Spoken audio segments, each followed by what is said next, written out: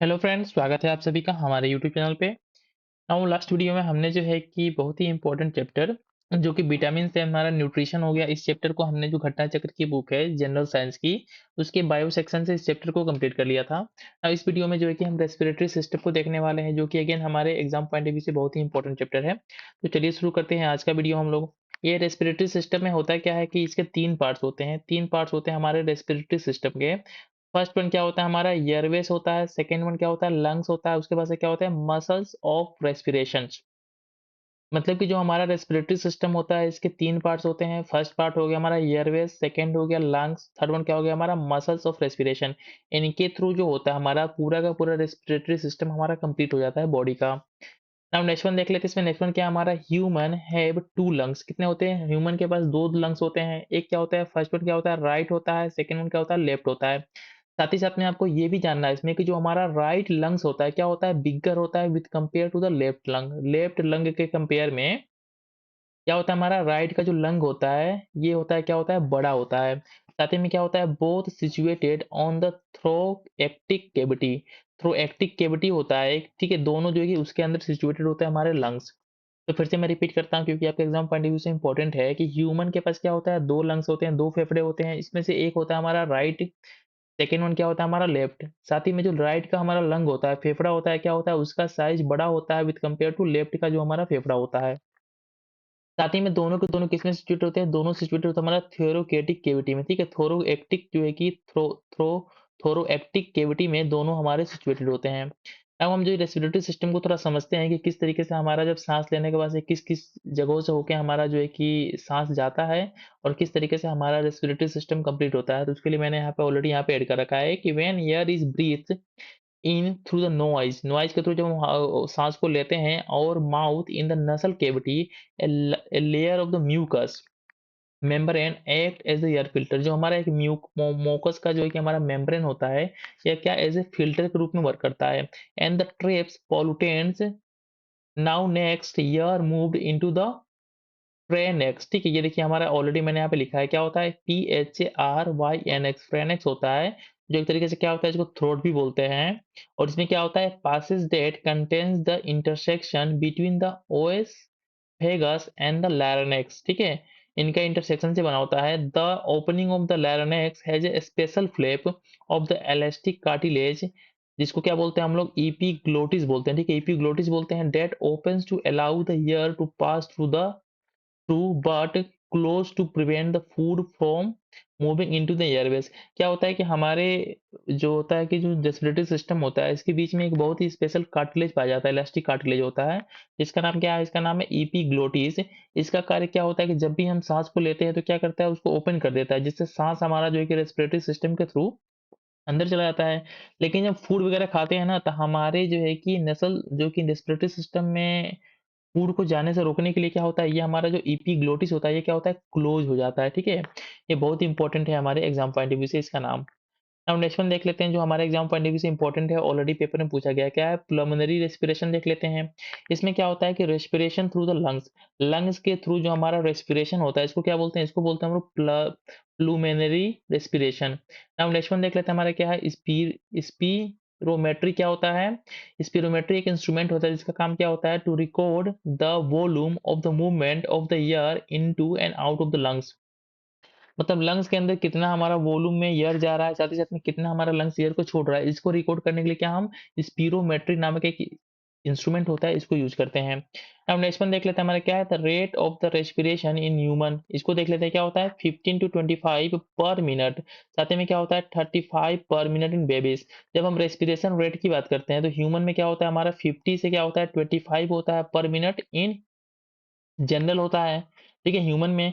साथ ही साथ में जब बेबीज की बात करते हैं तो इनमें जो रेस्पिरेशन का रेट होता है क्या होता है 35 पर मिनट होता है। 1 मिनट में 35 टाइम जो होता है हम सांस को अंदर खींचते हैं छोड़ते हैं।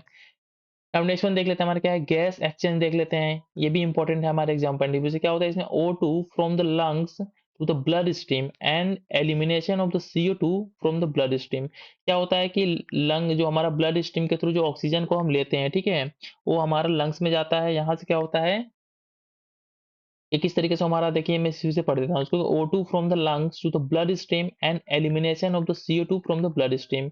ये क्या होता है हमारे गैस एक्सचेंज के थ्रू जो है कि लंग्स का काम होता है ये। साथ ही में क्या होता है, इट हैपेंस बिटवीन द एली alveoli and the network of the teeny blood vessels called the capillaries। ये हमारे गैस एक्सचेंज का जो प्रोसेस होता है किसके बीच में होता है, it happen between the alveoli ALVEOLI alveoli इसका इसका जो है कि हमारा अल्फाबेट्स हैं, and the network of the tiny blood vessels called the capillaries. Now हम इसमें जो ऑलरेडी मैंने बताया कि जो हमारा गैस एक्सचेंज का हो रहा है एलोवेली से हो रहा है, इसको देख लेते हैं ये क्या होता है एलोवेली। ये क्या होता है, primary site of the exchange of the gases. जो हमारा गैस का एक्सचेंज होता है उसका जो प्राइमरी साइट क्या होता है हमारा एलोवेली होता है। तो आपको इतना भी याद रखना है ना, अगर कुछ चीजें समझ में नहीं आ रही है तो आपको इतना याद रखना है कि जो एल वेओली जो होता है एल वेओली ये क्या होता है, एक तरीके का जो रेस्पिरेशन सिस्टम होता है हमारे बॉडी का उसका पार्ट होता है। अब नेक्स्ट वन देख लेते हैं हमारा क्या है कि blood is medium of the transport of the O2 and the CO2। साथ ही साथ में हमारा क्या होता है ना, ब्लड के थ्रू क्या होता है, हम ऑक्सीजन को लेते हैं, ठीक है। क्या होता है, blood is a medium of the transport of oxygen and the CO2। और साथ ही साथ में जो हमारा कार्बन डाइऑक्साइड का जो मैन्युफैक्चर होता है बॉडी में वो ब्लड सिस्टम के थ्रू होता है। क्या होता है हमारा ट्रांसपोर्ट होता है, मतलब जो भी हमारा O2 और CO2 का ट्रांसपोर्टेशन होता है बॉडी में किसके थ्रू होता है, ब्लड के थ्रू होता है। इसमें क्या होता है कि 97% of the O2 transported by the RBC into the blood and the remaining 3% of the oxygen carried in a dissolved state through the plasma। मतलब कि दो हमारे इंपॉर्टेंट चीजें हैं, फर्स्ट वन क्या हमारा आरबीसी है, सेकंड वन क्या हमारा प्लाज्मा। ये दोनों जो है कि हमारे ब्लड में, ठीक है, हमारे बॉडी में जो है कि ऑक्सीजन के ट्रांसपोर्टेशन में हेल्प करते हैं। जिसमें से जो मैक्सिमम ट्रांसपोर्टेशन किसके थ्रू होता है, हमारा आरबीसी के थ्रू होता है, और थोड़ा सा जो ट्रांसपोर्टेशन होता है किसके थ्रू, ये होता है हमारा प्लाज्मा के थ्रू।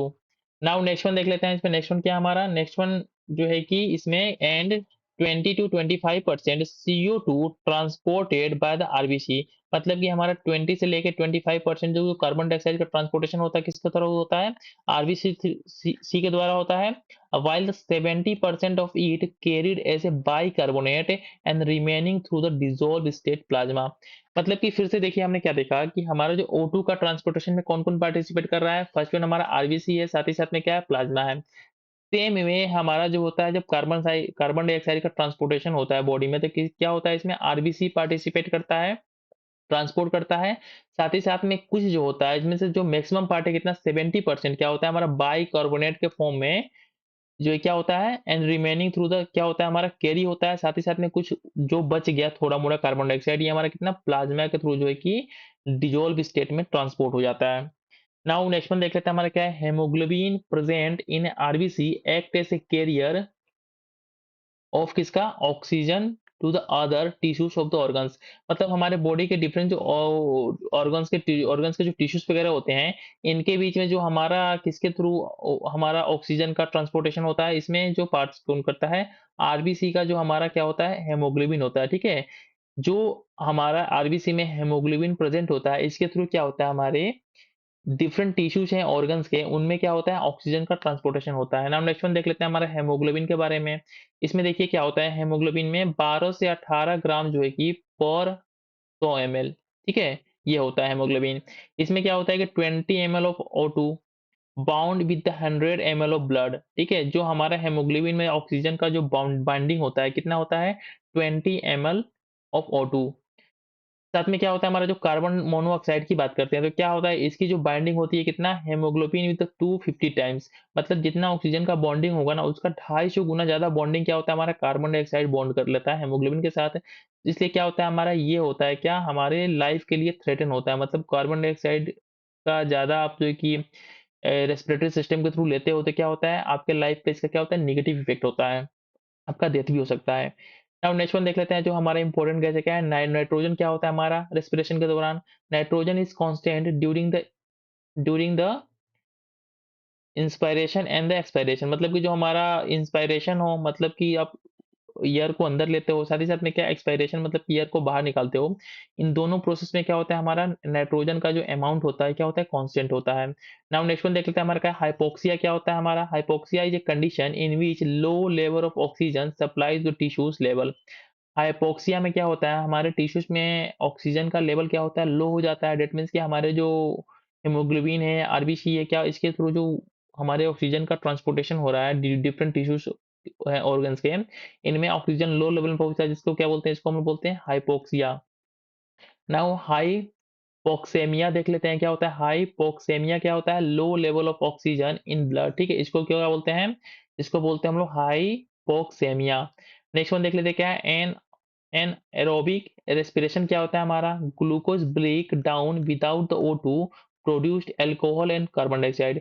जब हमारा ग्लूकोज का क्या होता है, ब्रेक डाउन होता है without in presence of oxygen, तो इस कंडीशन में क्या होता है, हमारा अल्कोहल बनता है, साथ ही साथ में कार्बन डाइऑक्साइड बनता है। इसको क्या बोलते हैं, इसको बोलते हैं एन एरोबिक रेस्पिरेशन। जैसे एग्जांपल के लिए क्या होता है हमारा, formation of the lactic acid in the muscles. जब इस तरीके का कोई रेस्पिरेशन होता है जहाँ पे ऑक्सीजन की कमी होती है, ठीक है, तो इस कंडीशन में क्या होता है, हमारे टिश्यूज में लैक्टिक एसिड बनना स्टार्ट हो जाता है। आपके एग्जाम पॉइंट ऑफ व्यू से इंपॉर्टेंट है कि एन एरोबिक रेस्पिरेशन में होता क्या है, ग्लूकोज का ब्रेकडाउन होता है without in the presence of oxygen. इसमें जो इसके जो बाय प्रोडक्ट होते हैं क्या होते हैं, अल्कोहल और कार्बन डाइऑक्साइड होता है। और जब भी टिश्यूज में कार्बन डाइऑक्साइड या अल्कोहल की मात्रा बढ़ेगी, ठीक है, तो क्या होता है, ये हमारे लिए हानिकारक होता है। साथ ही साथ में क्या होता है, जैसे एग्जाम्पल के तौर पे क्या होता है हमारा, formation of the lactic acid in the muscles. Muscles में क्या हमारा लैक्टिक एसिड का फॉर्मेशन होना स्टार्ट हो जाता है। अब नेक्स्ट वन देख लेते हैं। इसमें नेक्स्ट जो हमारा इंपॉर्टेंट है, जो ऑलरेडी हमारे पेपर्स वगैरह में पूछा जा चुका है, क्या है हमारा, fermentation is also an example of it. क्या हमारा एन एरोबिक जो रेस्पिरेशन होता है, इसी का एग्जाम्पल क्या हमारा, फर्मेंटेशन भी एक एग्जाम्पल है। नाउ एरोबिक रेस्पिरेशन देख लेते हैं कि एरोबिक रेस्पिरेशन क्या होता है हमारा। नाउ नेक्स्ट वन देख लेते हैं, इसमें क्या है हमारा, एरोबिक रेस्पिरेशन देख लेते हैं क्या है, विथ प्रेजेंस ऑफ ऑक्सीजन। मतलब ऑक्सीजन के प्रेजेंस में जो हमारा रेस्पिरेशन होता है उसको क्या बोलते हैं, एरोबिक रेस्पिरेशन बोलते हैं। इसमें क्या होता है, बाय प्रोडक्ट के रूप में क्या बनता है, कार्बन डाइऑक्साइड एंड वाटर बनता है, ठीक है। उसमें क्या देखा आपने कि अल्कोहल बन रहा था, साथ ही साथ में कार्बन डाइऑक्साइड बन रहा था। लेकिन इसमें क्या होता है, कार्बन डाइऑक्साइड साथ ही साथ क्या, वाटर बनता है। नाउ इसमें नेक्स्ट वन देख लेते हैं क्या हमारा, एन एरोबिक रेस्पिरेशन में क्या होता है, glycolysis and the fermentation it take place in a fluid portion of the cytoplasma। क्या होता है, जो एन एरोबिक रेस्पिरेशन होता है, इसमें क्या होता है, ग्लाइकोलोसिस एंड फर्मेंटेशन होता है। साथ ही साथ में कहाँ पे ये प्लेस होता है, ये प्लेस होता है fluid person of the cytoplasm. जो साइटोप्लाज्मा होता है उसके जो फ्लूइड पर्सन होता है, वहां पे हमारा क्या होता है, ये एन एरोबिक रेस्पिरेशन होता है। नाउ थोड़ा सा और देख लेते हैं इसके बारे में क्या होता है, but aerobic respiration take place in mitochondria. कहाँ पे, माइटोकॉन्ड्रिया में हमारा जो है कि एरोबिक रेस्पिरेशन होता है, सबकी हमारा क्या होता है, साइटोप्लाज्मा, ठीक है, कहाँ पे, उसमें जो है कि एन एरोबिक रेस्पिरेशन होता है। और साइटोप्लाज्मा किसका पार्ट होता है, ऑलरेडी आपको सभी पता होगा कि ये हमारा जो है कि प्लांट का पार्ट होता है, ठीक है। और जबकि माइटोकॉन्ड्रिया क्या हमारा ह्यूमन सेल्स का पार्ट होता है, आपको पता होगा दोनों में। नाउ नेक्स्ट वन देख लेते हैं हमारा क्या, एरोबिक रेस्पिरेशन के बारे में थोड़ा और चीजों को देख लेते हैं। इसमें क्या होता है, ग्लाइकोलिसिस होता है, ठीक है। ग्लाइकोलिसिस में होता है क्या है, कन्वर्ट ग्लूकोज इनटू द किसमें, यूरिबिक एसिड में, जो है कि हमारा क्या होता है, ग्लूकोज कन्वर्ट हो जाता है। क्या हमारा एरोबिक रेस्पिरेशन में क्या होता है, ग्लाइकोलिसिस एक प्रोसेस होता है जिसके थ्रू क्या होता है, हमारा ग्लाइकोलिसिस में ग्लूकोज जो होता है किसमें, प्यूरुबिक एसिड, ठीक है, पायरुविक एसिड में कन्वर्ट हो जाता है। साथ ही साथ में क्या होता है, एटीपी प्लस एनएडीएच क्या होता है, रिलीज होते हैं इस प्रोसेस में। और इसमें क्या होता है, नेट जो होता है कि 2 एटीपी गेन होता है। और इसको क्या बोलते हैं, इट आल्सो नोन एज हमारा ईएमपी पाथ बोलते हैं, ठीक है। और यह एम्बेडेड माई मेरेटोल एंड द परनास, ठीक है, इस नाम से इसको जाना जाता है। ठीक है, तो इस चीज को मैं थोड़ा फिर से रिपीट कर देता हूँ, जिससे कि आपको थोड़ा क्लैरिटी हो जाए कि एरोबिक रेस्पिरेशन में क्या होता है हमारा। एरोबिक रेस्पिरेशन में हमारा ग्लाइकोलिसिस एक प्रोसेस होता है जिसके थ्रू क्या होता है, ग्लूकोज चेंज होता है हमारा प्यूरिविक एसिड में, पायरुविक एसिड में। और साथ ही साथ में क्या होता है, एटीपी प्लस एनएडीएच जो होता है इस प्रोसेस में रिलीज होता है, किस प्रोसेस में, ग्लाइकोलिसिस प्रोसेस में। और हमारा जो है कि नेट जो है कि 2 एटीपी का गेन होता है। और इसको क्या बोलते हैं, इसको ईएमपी पाथ के नाम से भी जाना जाता है, जिसको क्या बोलते हैं, एम्बेडेड मेरे टॉप एंड द परनास, ऐसे कुछ नाम है इसका। नाउ नेक्स्ट वन देख लेते हैं, इसमें क्या होता है कि इसी में क्या होता है, एरोबिक रेस्पिरेशन में क्या होता है, हमारा एक साइकिल होता है जिसको क्या बोलते हैं हम लोग, क्रेब सिट्रिक साइकिल के नाम से जानते हैं एरोबिक रेस्पिरेशन में। इसके बारे में थोड़ा जान लेते हैं। देखो तो क्या होता है, it takes place in a mitochondria. कहाँ पे हमारा एरोबिक जो रेस्पिरेशन होता है, ठीक है, कहाँ पे हमारा एरोबिक रेस्पिरेशन हमारा, ऑलरेडी मैंने यहाँ बताया, देखिए यहाँ पे क्या माइटोकॉन्ड्रिया में प्लेस होता है। तो फिर से मैंने चीज को लिखा है कि take place in a mitochondria total oxidation of the pyruvine acid completed in the presence of the oxygen and the different enzymes। ठीक है, क्या होता है यहाँ पे ऑक्सीडेशन होता है किसका, पायरुविक एसिड का, जो कि किसके प्रेजेंट में होता है, ऑक्सीजन के प्रेजेंट में होता है।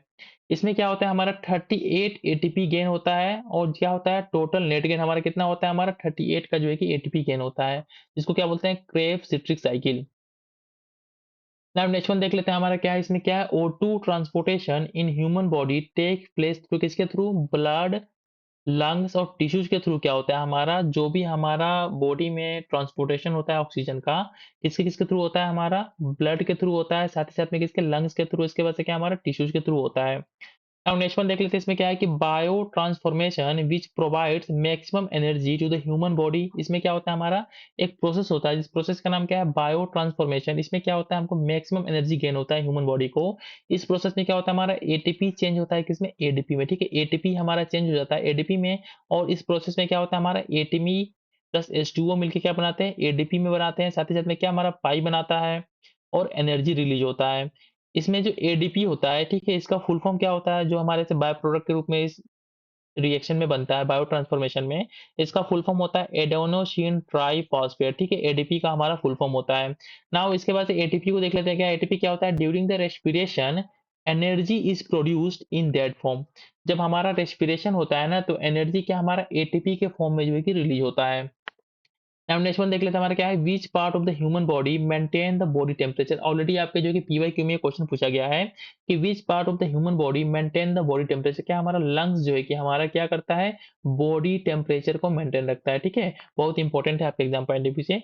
थोड़ा सा मैंने क्या है यहाँ पे जो एग्जाम के पॉइंट ऑफ व्यू से जो इंपॉर्टेंट हमारा एरोबिक रेस्पिरेशन था, इसको मैं फिर से थोड़ा रिपीट कर देता हूँ कि इससे थोड़ा सा आपको और क्लियरिटी आ जाएगा कि हमारा क्या होता है, हमारा इसमें जो एरोबिक रेस्पिरेशन होता है, इसमें क्या होता है, ग्लाइकोलिसिस प्रोसेस होता है, जिसके थ्रू क्या होता है हमारा, ये करता है कन्वर्ट ग्लूकोज को किसमें, पायरुविक एसिड में। और साथ ही साथ में क्या होता है, इसमें इसमें क्या होता है कि एटीपी और एनएडीएच जो होगी रिलीज होता है।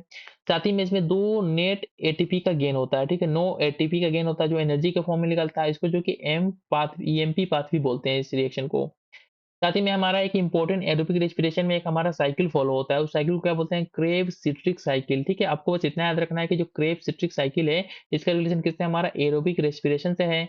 इससे जो है कि साइकिल में क्या होता है कि हमारा माइटोकॉन्ड्रिया के अंदर ये प्लेस होता है, इसमें total oxidation of the pyruvic acid completed in the presence of the oxygen and the different enzymes. और 38 जो होता है कितना, हमारा एटीपी का गेन होता है, जो कि टोटल नेट गेन होता है।